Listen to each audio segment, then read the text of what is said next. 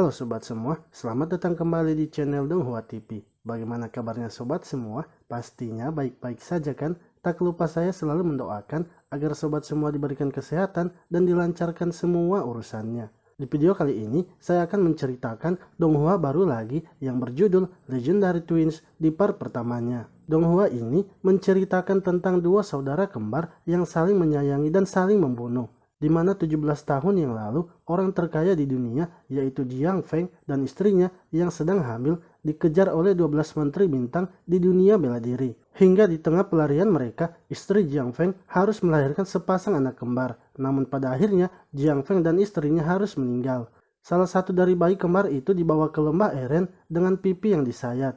Sedangkan bayi yang satunya lagi dibawa ke istana Yihua yang merupakan daerah terlarang seni bela diri. Bertahun-tahun kemudian, bayi dengan bekas luka pisau yang kini bernama Jian Xiaoyu dibesarkan oleh 5 penjahat besar di lembah Eren dan bertekad untuk menjadi penjahat nomor 1 di dunia. Sementara bayi yang satunya lagi telah menjadi tuan muda yang elegan bernama Hua Wuku. Ia sempat turun gunung untuk menjunjung tinggi filosofi gurunya, yaitu memutuskan cinta dan nafsu, menghilangkan kejahatan, dan mempertahankan jalan kebenaran. Tak disangka, roda nasib mulai berputar dan kehidupan dua bersaudara yang sangat berbeda, namun tidak bisa dipisahkan ini pun kini dimulai.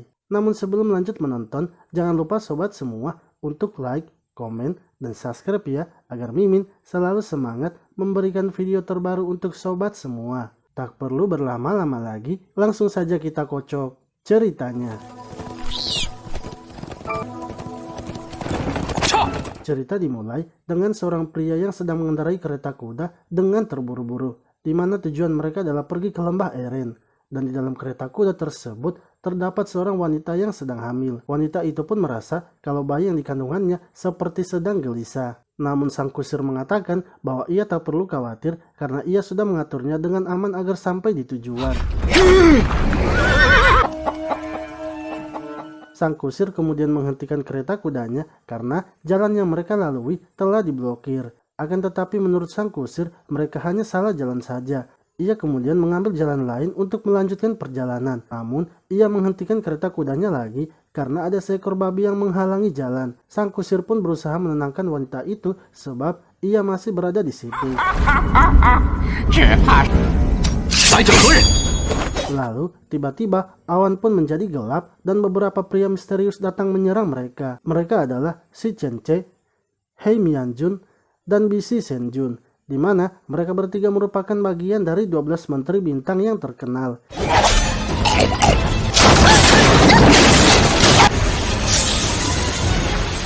Chen-che kemudian mengungkapkan identitas dari sang kusir, yaitu Jiang Feng yang merupakan orang terkaya di dunia. Mereka pun menyuruh Jiang Feng untuk memberikan hartanya. Akan tetapi, Jiang Feng enggan memberikannya dan memilih untuk bertarung. Sementara wanita yang berada di dalam kereta yang merupakan istrinya kini mulai merasakan sakit di perutnya sebab janinnya terguncang. Mereka bertiga kemudian langsung menyerang Jiang Feng secara bersamaan.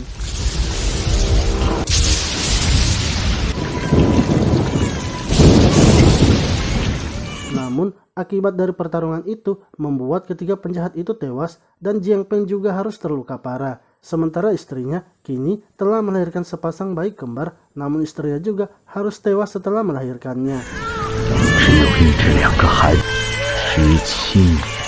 6 tahun setelah peristiwa tersebut, salah satu dari bayi kembar itu kini berada di lembah Eren. Saat itu, ia sedang membuat jebakan untuk gurunya bernama Dusa yang merupakan 10 penjahat besar. Namun, semua jebakan yang ia pesan ternyata berhasil dihindari oleh gurunya.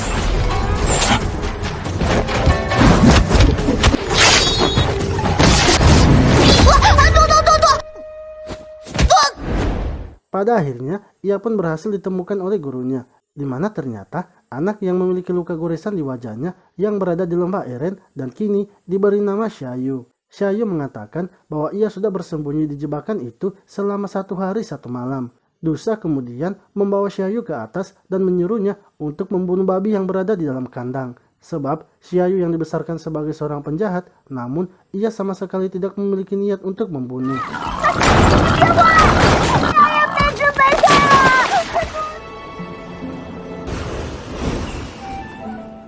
Sementara itu, di istana Yihua, anak yang satunya kini telah menjadi tuan muda dan diberi nama Hua Wuku. Saat itu, seorang gadis meminta maaf kepadanya karena telah memelihara binatang di istana. Namun, Hua ingin melihat kelinci itu karena di sekitar mereka juga tak ada yang melihatnya. Mereka berdua kemudian bermain-main dengan kelinci tersebut.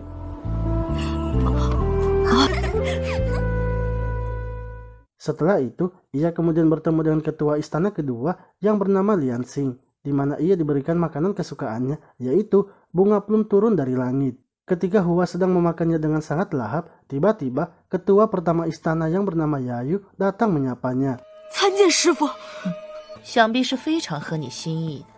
Yayu kemudian memberitahu bahwa apa yang Hua makan itu adalah kelinci yang bermain-main bersamanya. Lalu, Lian Xing membuka jendela dan di luar jendela terdapat gadis yang sebelumnya yang memelihara kelinci itu dalam keadaan membeku.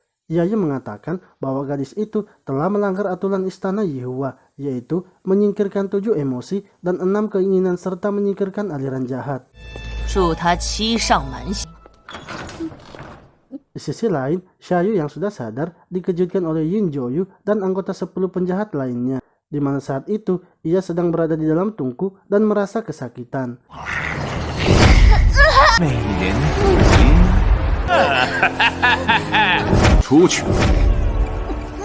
Para penjahat itu kecewa kepada Xiaoyu karena tak bisa membunuh seekor babi hutan. Xiaoyu pun meminta maaf agar dirinya dibiarkan pergi. Jika tidak, maka biarkan ia mati dan bertemu dengan orang tuanya. Hal itu pun membuat Wan terkejut karena Xiaoyu sudah mengetahuinya. Namun ternyata Xiaoyu hanya mengerjainya dengan menebak itu semua.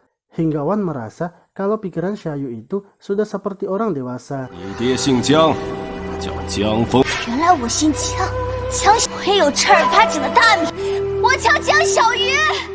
10 tahun kemudian, Hua kini sudah semakin mahir dalam menggunakan pedangnya. Walau diserang sekaligus, ia dapat dengan mudah mengalahkannya. Sementara Xiaoyu yang masih dilatih oleh Dusa, kini harus dimasukkan ke dalam gubuk dan melawan harimau. Namun setelah masuk ke dalam, Xiaoyu tak mengeluarkan suara sehingga membuat Dusa khawatir. Ketika Dusa masuk ke dalam, ternyata Xiaoyu menipunya dan masih berusaha untuk membunuhnya. Akan tetapi kali ini, Dusa semakin kewalahan melawan Xiaoyu.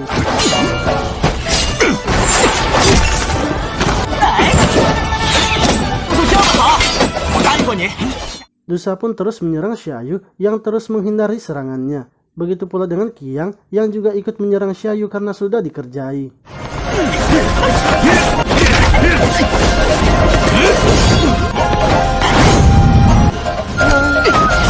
Wan lalu memanggil Xiaoyu dan mengatakan kalau sudah waktunya ia untuk keluar dari lembah Eren. Xiaoyu harus membunuh 5 penjahat besar lainnya dan menghancurkan musuh besar untuk membuktikan dirinya.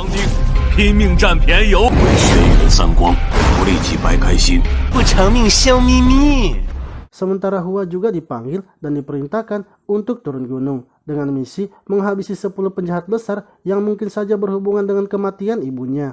Xiaoyu dan Hua akhirnya keluar dari tempat mereka masing-masing dengan misi yang sama.